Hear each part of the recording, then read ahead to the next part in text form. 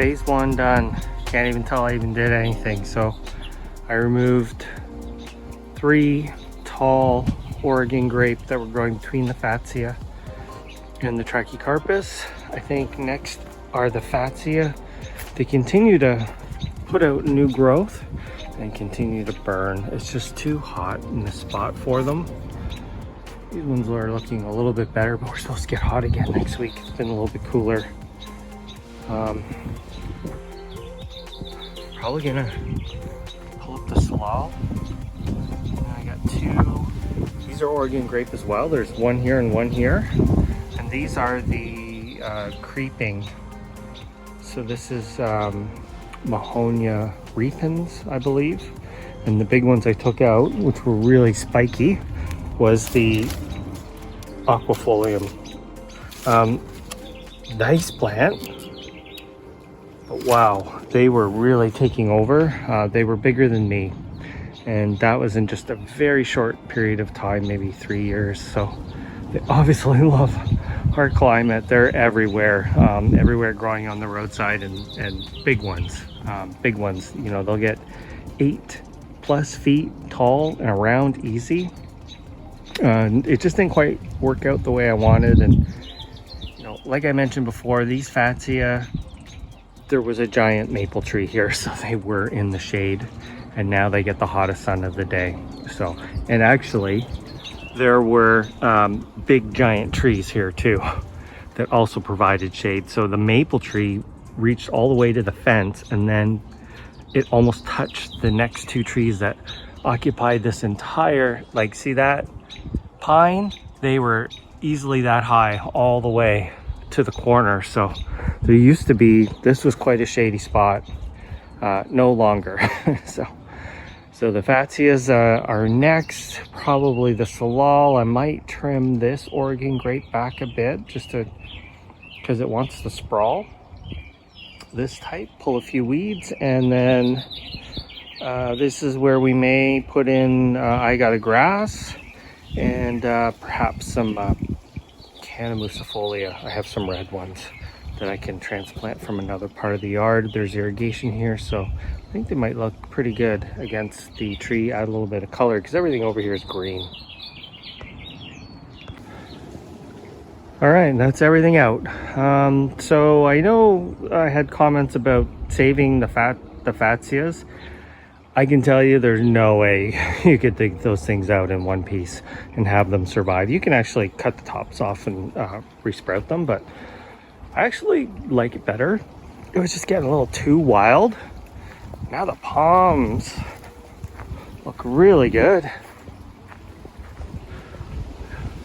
Sorry about the wind. I don't have my microphone on me right now, but I think that looks pretty sharp. So I got zebra grass that I was planning on putting there. There's a drip right there, 8 feet tall. So that'll be kind of cool with the stripes. And I'm thinking of using this. This is Acanthus spinosus. This is like Spiny bear's breech. Takes full sun, very drought tolerant. Gets big, beautiful purple flowers. And then in the middle here, red cannas. I have Canamusifolia, but I think I'm gonna leave them because I can get some of the shorter red ones with the really, or more like purpley leaves with the really nice red flowers, and I think it'll play off of these rhododendrons, the red. So grass there, put in a bit of a drift of red cannas in here. And I think that'll be good. I'll add a little bit of color. I trimmed back this Mahonia repens. I believe that's repens.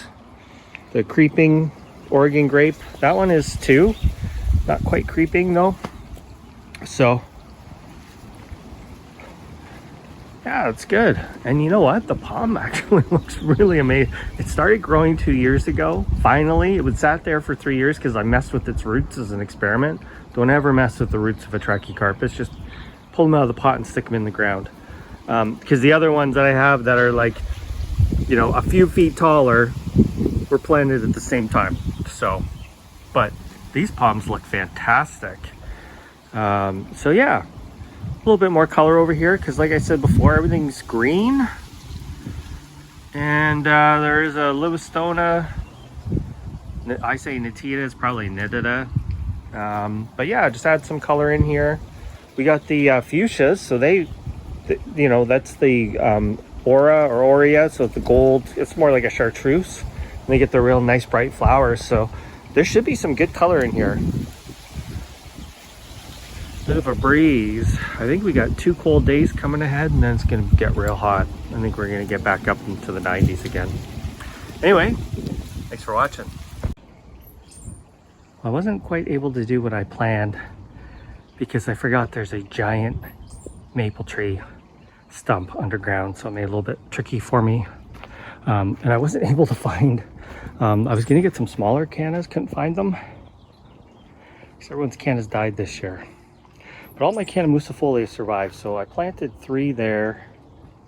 The zebra grass, that is black and blue salvia because it is hot here. It'll do well.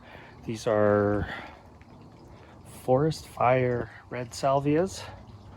And another black and blue. These black and blues, they get quite big. They'll get bigger than that, easily the size of that rhododendron by the end of summer. So, but right there, that's where the stump is.